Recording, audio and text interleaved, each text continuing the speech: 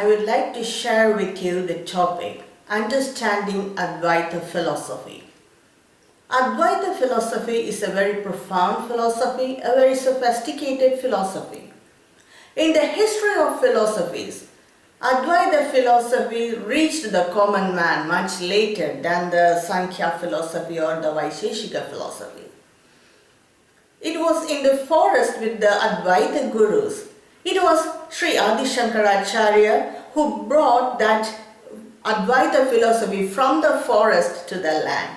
He made the Advaita philosophy accessible to the layman. There were great Advaita philosophy gurus before Adi Shankaracharya, but common man cannot approach them. So in the history of philosophies, Advaita philosophy were known to the common man much later, that is after the period of Sri Adi Shankaracharya. It became popular among the common man after Sri Adi Shankaracharya. Advaita philosophy, as I said earlier, is a very profound, deep philosophy. It does not have many spiritual practices. Advaita philosophy is completely about understanding. That's why Shravana, Manana and Nididhyasana are very important in Advaita philosophy.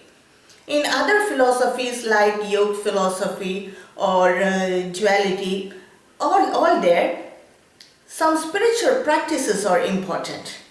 If you take the Yoga philosophy, then the yogasanas and doing pranayama, all that are important. But in Advaita philosophy, it's a pure understanding. We have to understand the Advaita philosophy in two steps. The first step is we have to discriminate between Atma and Anatma. We must be very clear about what Atma is and what Anatma is. Atma is that pure consciousness, and Anatma is the reflection of the pure consciousness on the mind and body. This combination, that is the reflected consciousness, the mind and the body, this together is known as Anatma. The reflected consciousness, that is the implied consciousness, is in Vedantic terms is known as Chidabasa. So Chidabasa plus mind and body, they combine together is known as Anatma. Without this reflected consciousness, the body and mind are inert. This reflected consciousness makes this body and mind intelligent. So this reflected consciousness is very important.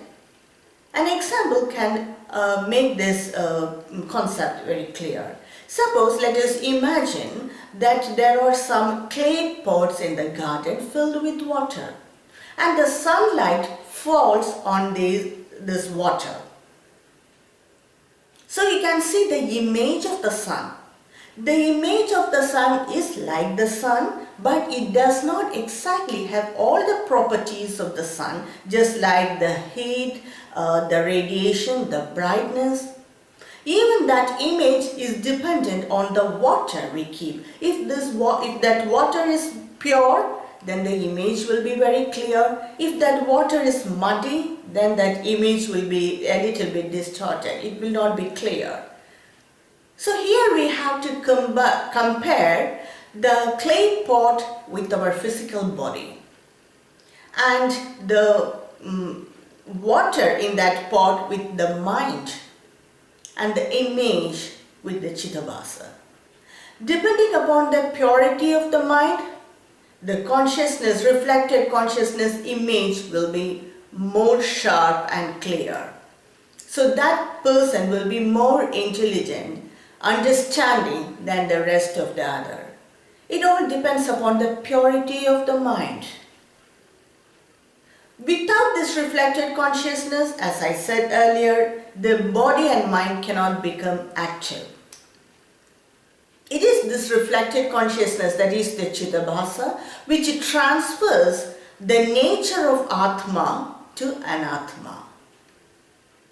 Just like if we want to heat the vegetables, if we want to cook the vegetables, we have to place it in a vessel and then keep it on a stove. so that the heat of the fire transfers to the vegetables. And here the medium is the vessel. So just like that, this Chidabasa is a medium which transfers the property of the Atma to the body and mind. Without this reflected consciousness, the body and mind will be inert. And this mind basically has an ego, I. And all the impressions are attached to that ego. And that's how this mind becomes independent, and according to the mind, it takes a body to perform its action. So that's how the individual is formed. When the body falls off, this reflected consciousness along with the mind, it will take another body. So this reflected consciousness plus body and mind are together known as an Atma, and in that sense, the whole world is anatma. It's only shining because of that reflected consciousness. But here the Atma is also very important, because without the Atma there cannot be any reflection. Without ourself there cannot be our shadow. Just like that, without this Atma there cannot be any reflected consciousness. So here the Atma is also involved, but if we want to say it's anatma, it is this combination. So this is the first step of understanding. We have to discriminate between Atma and Anatma. At least this we can do to an extent. We will be able to discriminate between Atma and Anatma. At this stage, it may appear that Atma and Anatma are two. It gives an impression of duality, but that's not the truth, because without this Atma, there cannot be an Atma, because it is only an appearance, it is only the reflection. So what is there is only the original. This reflection is merged with it. So that's what the Advaita philosophy says. To understand it more, we have to go to the second step of understanding. The second step is subtler than this. We have to realize that this Atma is not external to us. I am that Atma. When I say I am not referring to that consciousness or that ego in the mind. I am referring to that non-dual consciousness. In that sense, any person or any living being can say that I am that Atma. I am that non-dual consciousness, continuous consciousness. This consciousness is even outside the body, but we will not be able to feel it because body is our limit. So we have to realize I am that Atma. And this is a very subtle step. If we realize it, then we will not find any difference between any living beings, or we will not feel the difference between ourselves and the rest of the world. We feel our consciousness is as expanding. We cannot say that reflected consciousness is I, because it is attached with the mind and body, and in deep sleep, the mind and body will disappear along with this reflected consciousness. I am conscious of myself now. I am conscious of my mind. I am conscious of what action I am doing. And all this consciousness, that is the general awareness, belongs to the reflected consciousness. That is because of the reflected consciousness. But this reflected consciousness will disappear in deep sleep. In deep sleep, I am aware of that darkness, and I am aware, that's why I say I slept well, or I didn't sleep well. I say I slept well, because I am conscious of that sleep, and that consciousness is the Atma. But you can trace that consciousness from this reflected consciousness. From the Chidabasa, we can trace that original consciousness. And in fact, that's the technique Sri Ramana Maharshi uses to trace that consciousness. He advises his disciples to ask the question, who am I? When we ask this question first, a lot of rubbish answers can come to our mind.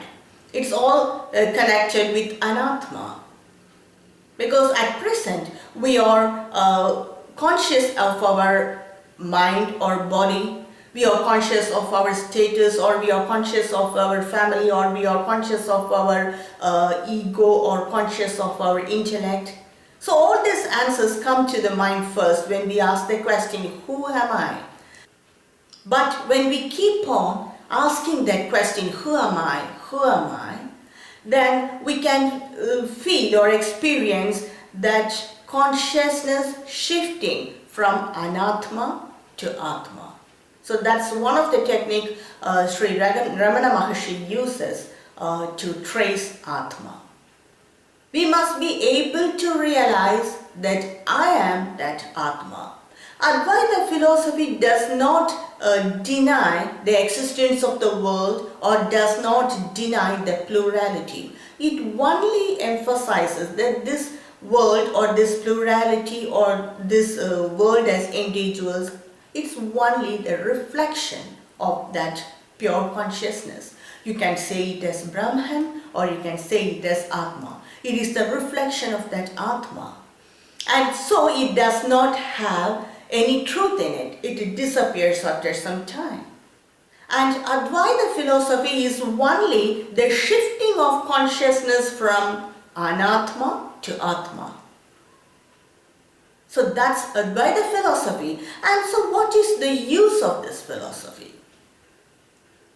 If you understand this, what's the use of it? The only thing is, we will be able to realize our true self. Now we identify with we have a false identification. So it's our duty to realize who am I, that truth we have to realize. And even after realizing this, the world will appear the same because we are not working on the world, we are working on our understanding. So the world will appear the same, the problems will appear the same, but the way we approach the world and we approach the problems will be entirely different. That's how the jnanis behave. When we understand this, when we have this knowledge, we will be able to understand the world better. But the world will appear the same, just like when we are children, when we see the sky, we may think that the color of the sky is blue. But only when we have scientific knowledge, we know that it's an optical illusion. It's due to the refraction of light. And so when we see, even now when we peep out through our window, we may find the color of the sky as blue. We may see the blue color in the sky, but now we know that it's an optical illusion. So just like that, the world will appear the same, but our way of approaching the world will be different, and this gives a lot of peace of mind, and it makes a difference. And this knowledge does not come in a day or two. We have to chew this knowledge again and again. That is why manana and nididhyasana are very important in Advaita Vedanta. We have to repeatedly think over it, and we have to realize this truth, because it is the shift in consciousness from the Anatma to Atma. So this makes a lot of difference. So this is understanding Advaita philosophy. It makes us to realize our own self. Thank you for watching.